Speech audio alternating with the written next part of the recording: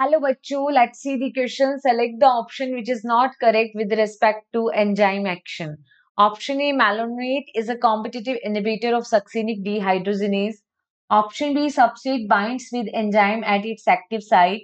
Option C, addition of a lot of succinate does not reverse the inhibition of succinic dehydrogenase by malonate. Option D, a non-competitive inhibitor binds the enzyme at a site distinct from that binds with the substrate. So firstly see about the key concept of this question, and in this question we are going to see about the enzyme action. तो देखो जो enzyme है वो substrate को अपने साथ bind करता है. एंजाइम की एक्टिव साइट होती है, this is the active site of enzyme, और इस एक्टिव साइट ऑफ एंजाइम के साथ सबस्ट्रेट बाइंड होता है. ठीक है, substrate bind here, substrate bind here.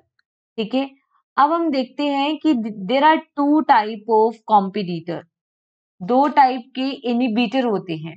ठीक है, टू टाइप ऑफ इनिबिटर.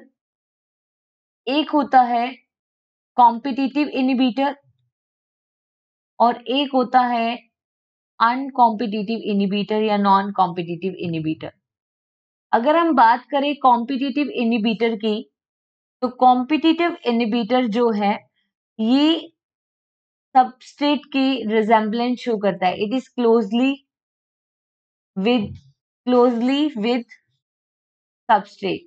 ठीक है, ये सबस्ट्रेट के साथ रिजेम्बलेंस शो करता है, क्लोजली रिजेम्बलेंस विद सबस्ट्रेट. ठीक है, तो जो सबस्ट्रेट है वो एक्टिव साइट पे बाइंड होता है, और कॉम्पिटिटिव इनिबिटर भी किसके लिए कॉम्पीट करता है? एक्टिव साइट से बाइंड होने के लिए.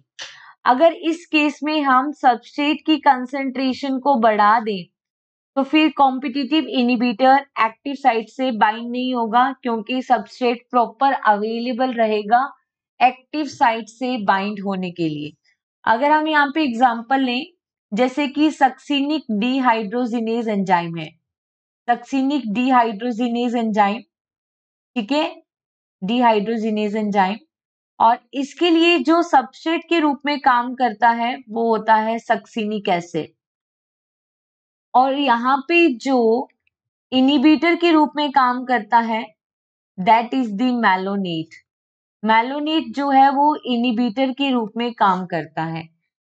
ठीक है, तो सक्सिनिक एसिड को रिप्लेस करके मैलोनेट एक्टिव साइट पे बाइंड हो जाएगा, तो फिर ये एंजाइम वर्क नहीं कर पाएगा. लेकिन नॉन कॉम्पिटिटिव या अनकॉम्पिटिटिव की केस में ऐसा नहीं होता. नॉन कॉम्पिटिटिव इनिबिटर में क्या होता है? एंजाइम एक्टिव साइट से बाइंड नहीं होता, ये अदर देन एक्टिव साइट पे बाइंड होता है, अदर देन एक्टिव साइट, और उस साइट को एलोस्टेरिक साइट कहते हैं. नाउ सी, क्वेश्चन में बोला है कौन सा करेक्ट नहीं है. तो देखो, मैलोनेट जो है वो कॉम्पिटिटिव इनिबिटर है सक्सिनिक डीहाइड्रोजिनेज का, अभी हमने देखा था, ये सही है.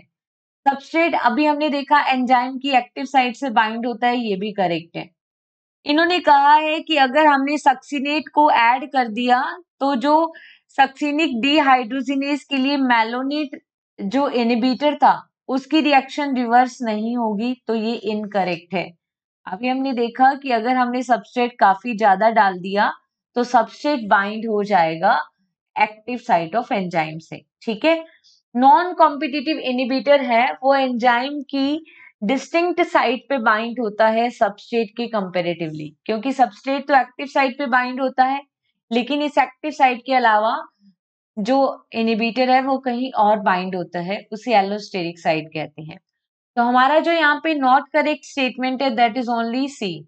So here finally correct answer is only option C. Hope you understood it well.